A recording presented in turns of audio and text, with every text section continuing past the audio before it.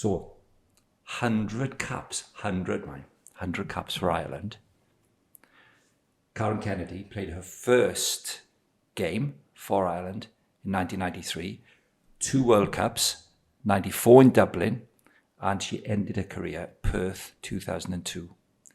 So you think, good, solid, unbelievable actually. Add to that the following. She retired from playing when her first child, Matthew, was born. He's now 13, then Emma, who's 11.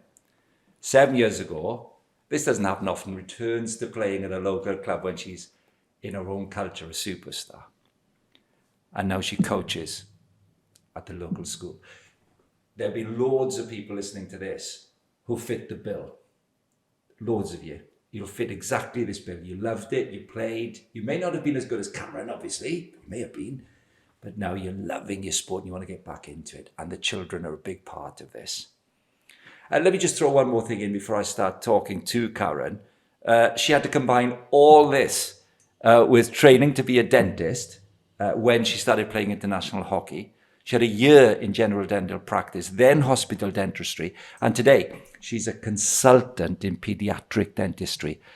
Now, she's modest, so with that CV in mind, you won't want to comment on it, Karen. That's my job to talk about it. I'm going to open by asking you the question we ask right at the beginning always, which is, what does it mean for you to have your sport and your faith connected? What does it mean to play connected, Karen Kennedy? Well, sport has always played a large part in my life, really as far as I can remember. I was the second of 5 children, so we had a busy house, and I think my parents found it the easiest way to keep us busy, maybe out of trouble, by just lots of sporting activities. But as well as that, I was brought up in a Christian home, so from a very early age, taken to church, encouraged to be involved in faith. So there was sport and faith from an early stage, but really quite separate. But then as I developed in my faith and became a Christian and was playing a lot of hockey, I suppose I really tried to live my hockey or live my sporting life on the hockey pitch in a way that reflected what I believed. So, for example, the friendships and relationships you had with your teammates, the way that you reacted to the umpires, maybe took criticism from coaches, also the way that you managed not only the disappointments and failures, but also the successes. So yes, it was brilliant when there was success, but it wasn't everything to me. So I suppose I tried to live and combine my faith that way. And then as I grew and learned more, I realized that the talents that we have are given from God, and that we can use these abilities and gifts really as a way of worshipping God as well. So I think really faith and sport changed and became much more interconnected for me. It's interesting that you do say that, because often when we talk to somebody who's a little bit older than the current generation, they will say what you said at the beginning, but they wouldn't have elaborated. They'd say, well, there was my faith, it was a Christian home, it was my sport. They were kind of separate, but then you went on to weave them together. I think that's quite unusual for somebody in your generation. So what were the separate bits? Now you've a big family, so you're all playing. What are the where were they separate, if you like, when you were growing up then? Well, I suppose, and maybe it's partly the culture here in Northern Ireland, very much, you did church and Sunday, the activities, and then, maybe I'm a sort of an organised person, so I felt you had, your schoolwork or your studies, you had your sport and you had your church, and sometimes there wasn't much overlap there. But then you do realise that you can't separate it all out. But it was much, much later on, probably only over the last sort of 20 years, where that extension, and it was partly the Christians in sport involvement and the teaching, where you realise we're made in the image of God, and these things can be used so differently to worship him in the way we play, and the freedom to do that. Yeah, good. And I'd like to revisit that on the way through our interview, because it's embedded in the way you think, obviously. There was no clash, I'm assuming, when you were on the up, as a young player at university and playing hockey. Was there a clash with Sunday sport at all in that generation in Northern Ireland, or didn't that exist? Yes, it did exist. Oh, it did. Not for me as a young player as much, but probably then around the 15, 16 age group when representative hockey started, and there were weekend training camps that then did become Saturday, Sunday training and matches. So it wasn't, even at that stage, it wasn't every weekend. But then as I progressed through, it did become most Sundays, or certainly a lot of Sundays and a lot of time. So there definitely was that clash. And I think then that's the important time when you have to make sure that you are engaged in other things like Christian Union at university, or the Bible studies which go on in halls of residence, and make sure that you're in with a local church, which there can be other things, midweek stuff going on as well. On that front, many parents listen to the podcast, watch the podcast, and meet, if their children are in performance pathways, as they're now called, meet together with Christians in sport to think about these issues. So I would mind you unpacking that a little bit. How did your mum and dad play it with you then at 16, 17? Actually, what advice were they giving you? So at that stage, that was our decision. They were very encouraging at home, and the importance of Christian faith in every aspect of life, not just sport, was reinforced there. But at that stage, they let us make our own decisions, but supported us in those decisions. And I think it is very difficult. It is a time when you can easily drift. So having support from home was important. And then I think moving on to university, again, having Christian friends around you, people that you have to be accountable to. And I think then perhaps now, with all the online resources and podcasts and different things, that the getting out of the routine of Sunday, there might be other ways that you can cope with that. And then there are more, or there appear to be more flexibility with service times of services. And I know on the training weekends, if I'd missed morning church, I would have tried to get to an evening service if that was possible. Would you replicate what your parents did with you, with your children? Because they're both sporty, they're both able. Yes. Was that a good paradigm as you look back? I think it has to come down, once that occurs, then yes, I think you have to let the children make their own decisions when they're at the age, maybe teens. Earlier on, I think they have to be encouraged to be involved in something. But again, I'm thinking of, there are youth groups that meet Friday nights, Sunday nights, so there has to be something. You can't just miss church. You made your debut for Ireland in '93 against Italy. So it's the best part of a decade through to 2002 that you're an international player for those 100 caps. Talk us through finding out that you were going to play for the first time. Talk us through the experience of making your debut. Well, obviously that was a really exciting time for me. I was a student at that stage, and I remember getting the call from my mum that there'd been a phone call to her to say that there'd been an injury, so I was going to go as a replacement. As a little bit of background to that, I had been involved in the training panel for around about 18 months. A few of us had been called up as quite young players because the Irish Ladies Hockey Union, as it was known then, had put in a bid to host the World Cup in Dublin in 1994, and they'd been successful because they were actually celebrating their centenary. So because you knew that was looming, there was a lot to train for and play for. So I was very pleased to be called up at that stage with this not too far away. So I was in Dundee and I flew to join the team in London and then on to Rome. But of course, even at that stage, you're not sure you'll get your cap because we didn't have rolling substitutions. So depending on the way the game's going, there's a chance you could just be on the bench the whole game. But I came on as a substitute on a nice sunny afternoon in Rome and got my first cap. And actually there was a win that day, so lovely. Can you remember it clearly? I can clearly remember going on, but actually the rest of the match now is a little bit of a blur. Yeah. But it is quite some time ago. So the timing of that then is perfect because the World Cup's coming in less than a year. Yes. More or less, so it's a year away. Yeah, it was the summer then of '94. Did you stay in the team? I did. I managed to cling on in there. From that first game? That first you were picked game. After that, you're in. Yeah. So that was very exciting then, managing to stay in and be involved in all of that with the excitement of that. And that really, I suppose, comes on to one of the biggest highlights, being involved in a World Cup, my first major tournament, at home in Dublin in Ireland, with all the family support and friends coming down. An unbelievable experience, really. So talk about actually moving from might be in, she's good, she's a good youngster, you're in, and you're going to be playing in the World Cup. How did you adapt to that? Because the challenges, the levels, the staying in the team, the training, all that's a demand now. How did you manage that transition? So again, that was a really exciting time. There was a huge step up with regard to the commitment, the training, the travelling. And so it became very busy juggling studies and hockey. But knowing there was a World Cup there, knowing it could be a once in a lifetime opportunity for us, for me, it was worth giving up some of maybe the social things and other parts of university life that you can enjoy.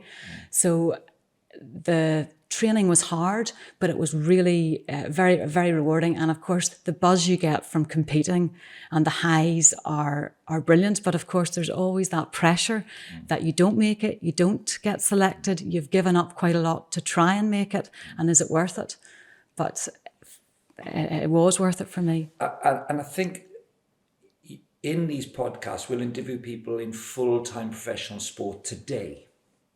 And invariably, what comes out is the intense pressure. Intense pressure. I think usually because they don't have anything else in their lives. And it seems very, very glamorous indeed to be a full-time, totally paid professional. But anybody you ever interviews in it, that pressure is exponential because of their job. Do you think in hindsight, actually the demands of doing your shopping, washing, studying dentistry was actually something that brought equilibrium to it? Or if you had the chance and I said, well, you can do your dentistry later, you're going to be a full-time pro for 10 years. Which one would you go with, do you think?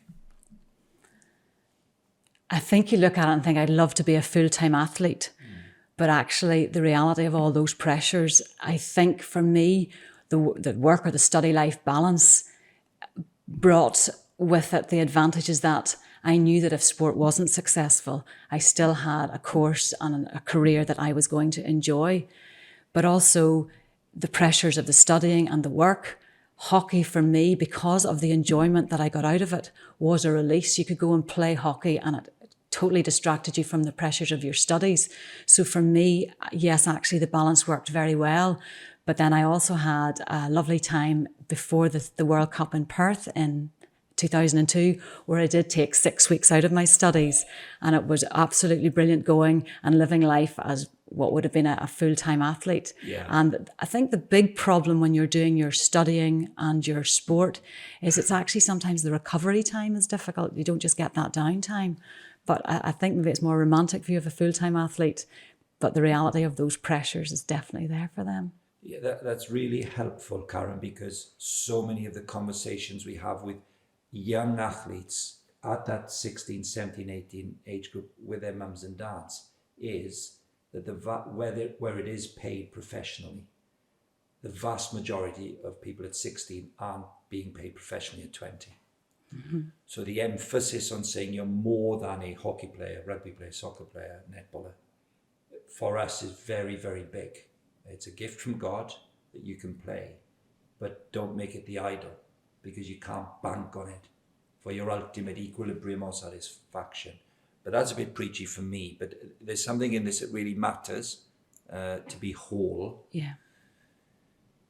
You can comment on that, of course, but you've just taken us forward to 2003 and your last major tournament, the World Cup in Australia.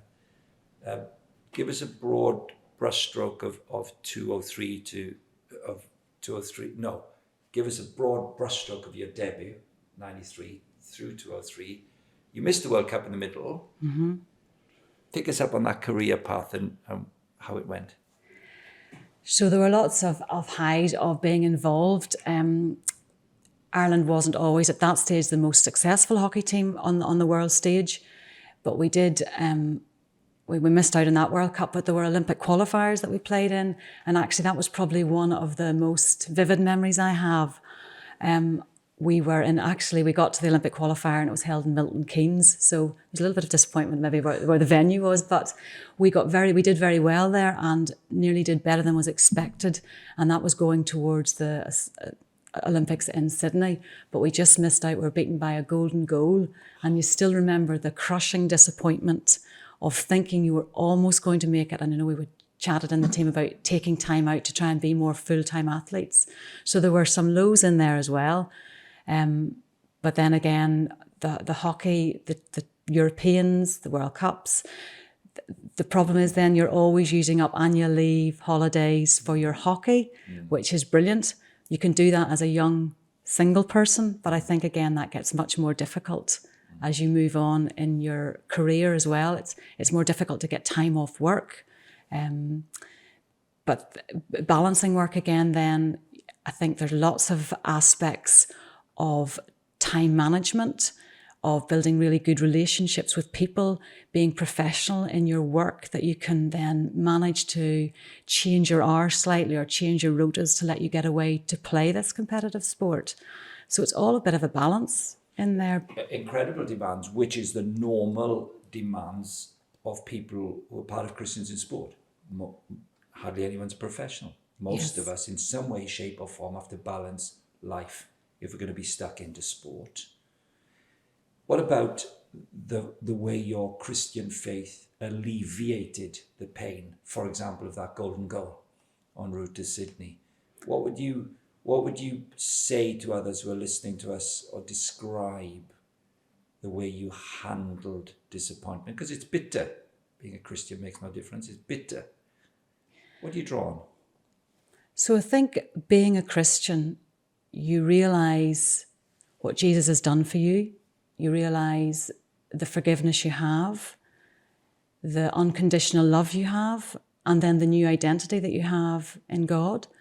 In sport so much, we train hard, we play hard, we try and achieve so much. But, in this complete different way that your Christian faith is, this is something that you can't study harder for, work harder for, something you can't achieve. This is given to you. And when you realise that your worth before God does not change depending on failures or successes, then it does help you to cope with those high times and the low times. You've had to face that high achiever factor in all sorts of ways. As a consultant now, paediatrician, dentist.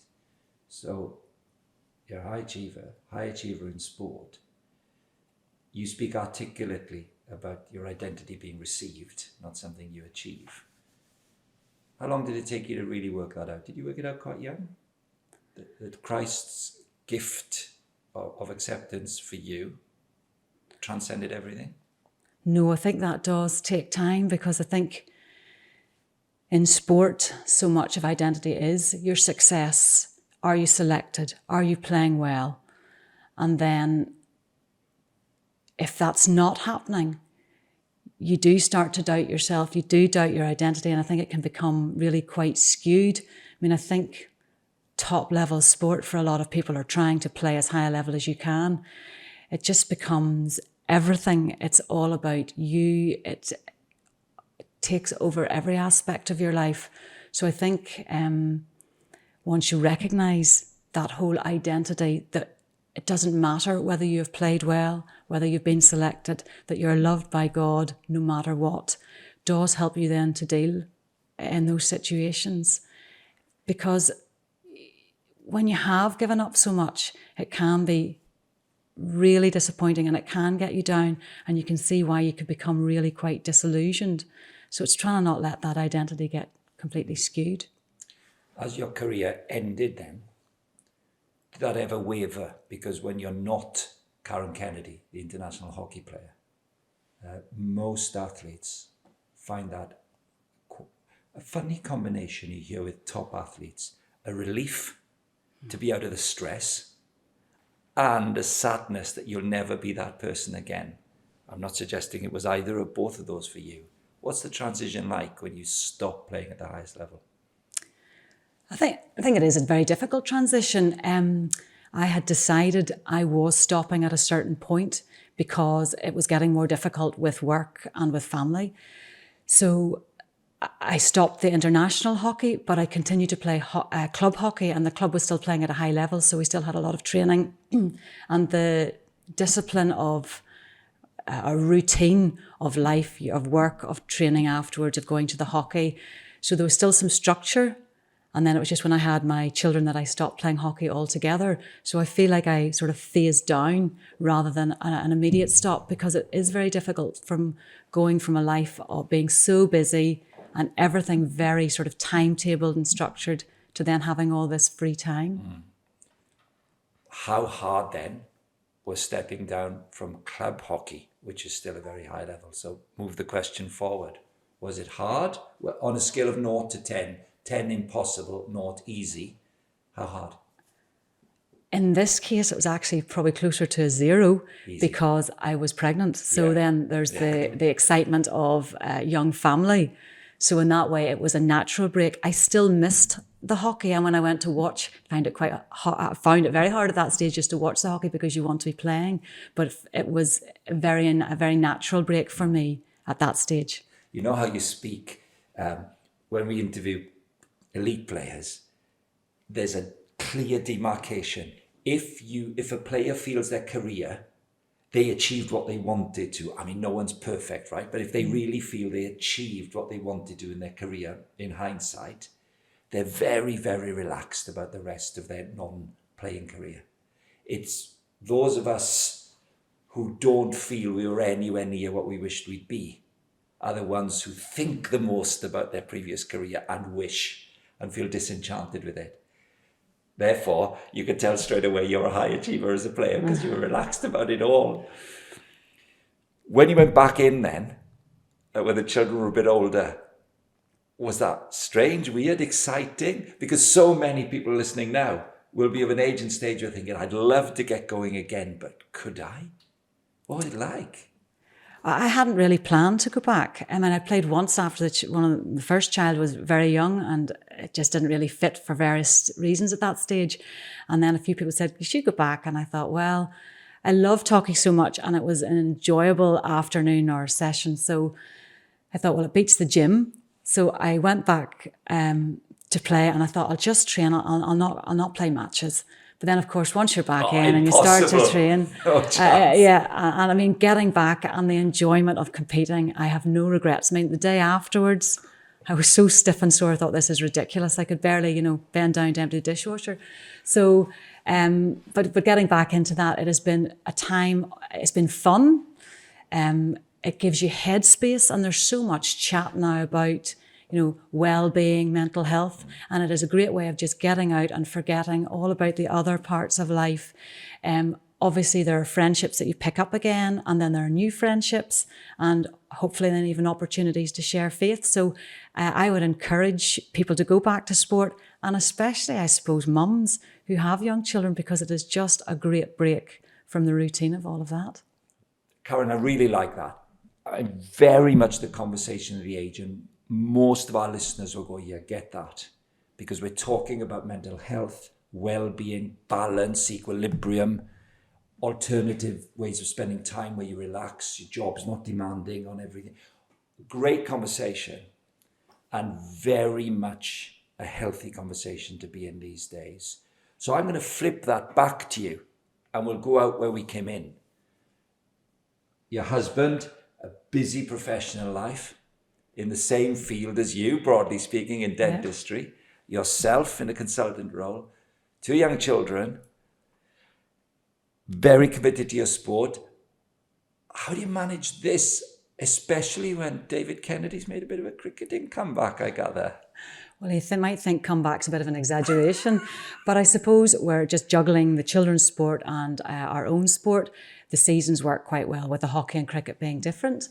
But last year then, he was going along, helping with some of the juniors, maybe doing a little bit of scoring. And then as my son has become older and started to play senior cricket, he has decided to go along and play a little bit as well. So it's been, it's been interesting. So what does that mean? It's been interesting. Well, he dropped a catch off my son's bowling. So there's There's plenty of discussion about things like that later on. So there's a lot of fun, but it's a great opportunity to spend time with your children in that environment.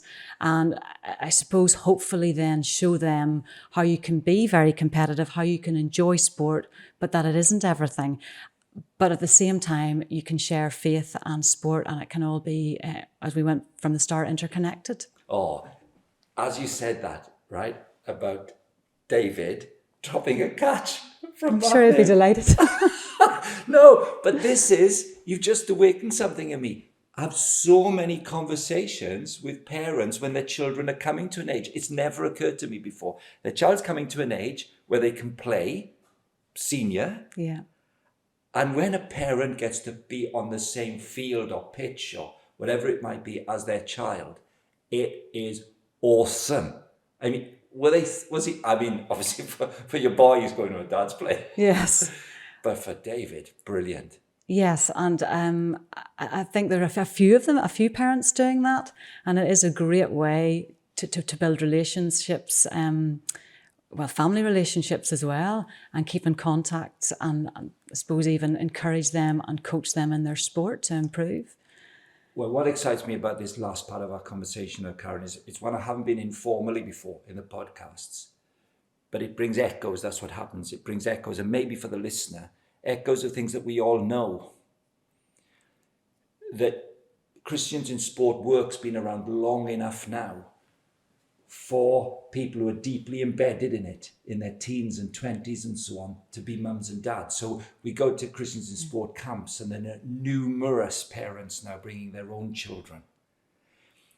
What a chance this is for a mother or father to invest in their child in an unusual way by modelling faith and sport. As you coach sport now as well to young people, do you find that a really thrilling opportunity to pass on values almost by feel and touch? So I've coached at Christians in Sport over a number of years, and I've just started to coach more at local school and a little bit at clubs sometimes. And I'm beginning to enjoy coaching more and more. And you always hear people say, put something back into your sport, but it actually is lovely to be able to go back and try and give something back to hockey by coaching. And I also think many of us who have played sport remember and realise the impact that coaches can have on you as a young, impressionable person. And you do remember the coaches that were encouraging, who were positive. And I suppose I hope that I could go along. It can be fun, it can still be competitive, but it can be a positive experience for young people. And then as well, with the involvement in Christians in Sport, you also have the opportunity to try and help young people combine their sport and their faith. This is an unprecedented podcast because I often find myself thrilled at the end of a podcast, but this is a different kind of thrilling. We're at a stage in history, aren't we, where the Christian faith in so many ways has declined in the UK in general. And yet there are maybe just thousands of men and women who have young families, who are people of faith themselves, who have faith from when they were young, maybe from a Christian home, or faith at university or youth groups and so on, in their teens and 20s, who now have children.